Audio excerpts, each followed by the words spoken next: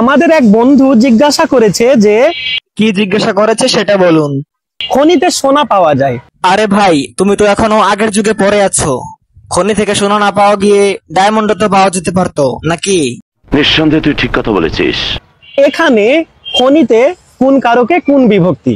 বন্ধুরা, আমরা জানি যখন কোনো কিছু থেকে কোনো কিছু মাইনাস হবে হ্যাঁ, তারপর বা কোনো কিছু থেকে কোনো কিছু জাত হবে বা উৎপন্ন হবে তো কি হয়েছে? এরকম বোঝাবে, তখন সেখানে অপাদান কারক হবে। তো এখন খনিতে সোনা পাওয়া যায়। সোনা তো স্বর্ণকারের দোকানেই পাওয়া যায়। ঠিক বলেছো। এখন সোনাটা কোথাতে পাওয়া যায়, কোন জায়গায় পাওয়া যায়?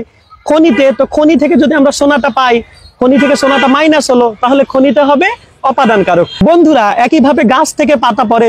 বন্ধুরা, তোমরা কেন বুঝো না? এখন তো আগের যুগ নাই, গাছ থেকে পাতা না পড়ে টাকাও তো পড়তে পারে। ঠিক বলেছো। তো গাছ থেকে পাতা পড়লে গাছ থেকে পাতা মাইনাস হয়ে গেল, তাহলে এটাও হবে কি অপাদান কারক।